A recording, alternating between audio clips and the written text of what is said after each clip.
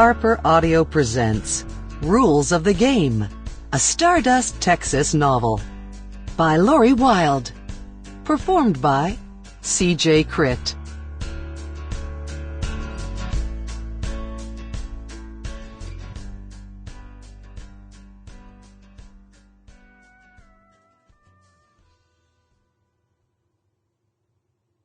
Chapter 1. Jodi Carlyle's Wedding Crasher Rules. Look the part. A year to the day after she'd been dumped at the altar, and 2 days after her 30th birthday, Jodi Carlyle followed the advice of her cognitive behavioral therapist and crashed a wedding. "You need to do this," Dr. Jenna had said. "Not only to break free from the shame cycle you can't seem to snap out of, but also to stop being such a rule follower. Good girls finish last." "You think?" she had asked, trying not to sound snarky. Whenever she snarked, Dr. Jenna scribbled wildly in her notebook. "You're not enjoying life." Dr. Jenna steepled her fingers. "It's time for a change." Jodi knew that. It was the main reason she'd started seeing a counselor. That and the fact she was still having dreams of cheerfully strangling Ryan with a blue garter.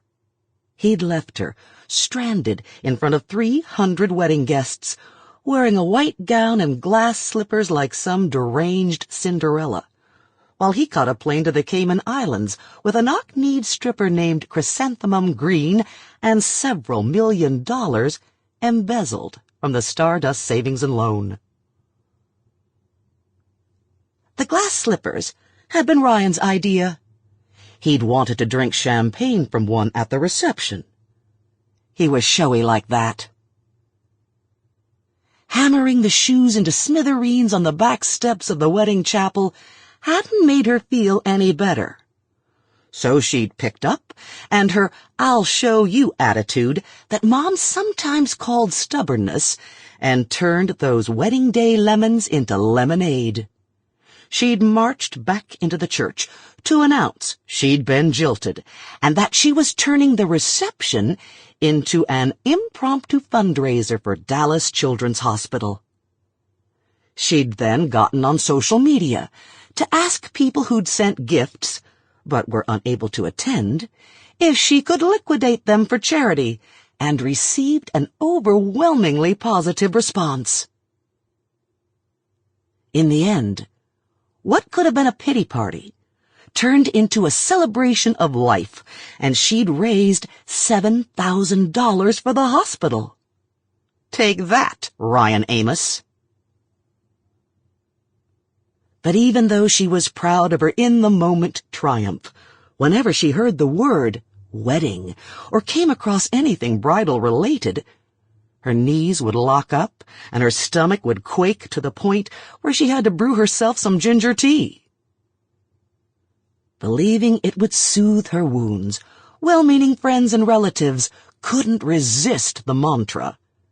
It's better to have loved and lost than never to have loved at all. But if one more person said that to her, Jodi swore she was going to lose it.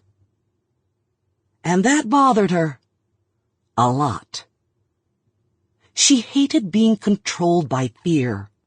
Hated that by doing so she effectively allowed Ryan to win. It wasn't until her younger sister Brianne asked Jodi to be the maid of honor at her Valentine's Day wedding that Jodi knew she had to do something. Flooding technique, Dr. Jenna called it. Exposure therapy. The doctor had started small, asking Jodi to hold wedding-related items, garters, invitations, Jordan almonds, until she could do it without breaking into a cold sweat. Slowly, Dr. Jenna exposed her to more and more stimuli until she declared Jodi ready for the coup de grace. Sample complete. Ready to continue?